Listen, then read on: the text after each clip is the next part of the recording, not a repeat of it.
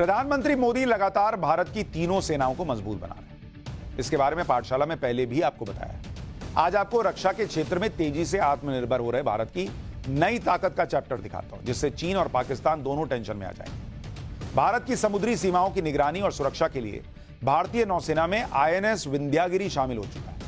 यह भारतीय नौसेना के प्रोजेक्ट 17A फ्रिगेट का छठा युद्धपोत है। इस प्रोजेक्ट के बारे में आगे बताऊंगा। आसान भाषा में कहूं तो भारतीय नौसेना को एक और बिल्कुल लेटेस्ट और एडवांस तकनीक से लैस युद्धपोत मिल गया है। आज राष्ट्रपति द्रौपदी मुर्मू ने आईएनएस विंध्यागिरी को लॉन्च किया। कोलकाता में हुगली नदी के किनारे मौजूद garden reach ship builders and engineers limited के परिसर में राष्ट्रपति वहां पर मौजूद थी और उन्होंने जैसे ही बटन दबाया, आईएनएस विंध्यागिरी पूरी शान के साथ पानी में उतर गया। इस युद्धपोत की वो ताकत और खासियत भी आपको बताऊंगा जिससे चीन और पाकिस्तान की परेशानी बढ़ने वाली है। लेकिन इस प्रोजेक्ट से भारत ने साबित कर दिया कि वो न सिर्फ अपनी सीमाओं को मजबूत कर रहा है, बल्कि भारत चीन को नई नई चुनौती भी दे रहा है। क्योंकि आईएनएस विंध्यागिरी में लगे 75% उपकरणों को तैयार करने में पूरी तरह स्वदेशी तकनीक का इस्तेमाल किया गया और ये उपकरण भारत की ही अलग अलग कंपनियों में तैयार हुए। आपको भारतीय नौसेना की उस ताकत के बारे में बताता हूं जिससे चीन और पाकिस्तान की टेंशन बढ़ने वाली है। आईएनएस विंध्यागिरी युद्धपोत आधुनिक स्टील्थ तकनीक से लैस है, यानी दुश्मन के रडार की पकड़ में ही नहीं आएगा। इससे लंबी दूरी तक मार करने वाली 32 बराक 8 जैसी मिसाइल दागी जा सकती है। इसकी मदद से कम दूरी तक मार करने वाली 8 सुपरसोनिक ब्रह्मोस मिसाइल को भी वर्टिकल लॉन्च किया जा सकता है।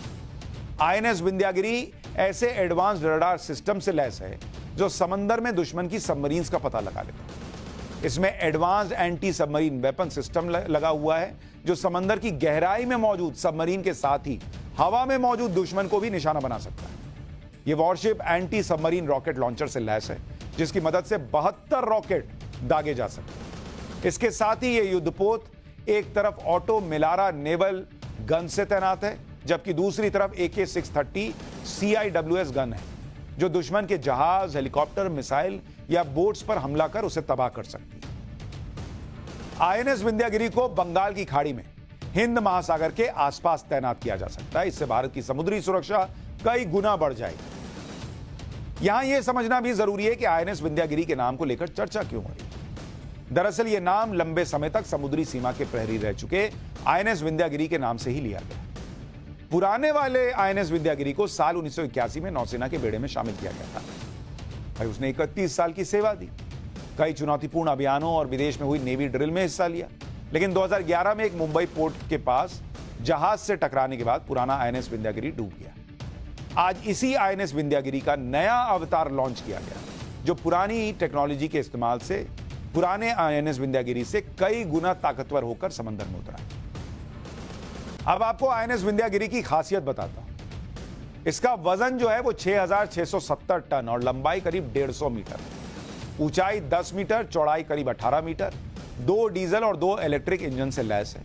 अधिकतम रफ्तार 52 किलोमीटर प्रति घंटा है और अधिकतम रफ्तार में चलने पर जो रेंज है वो 4600 किलोमीटर की, करीब 30 किलोमीटर प्रति घंटा की रफ्तार से अगर ये चले तो 10,000 किलोमीटर तक जा सकता है।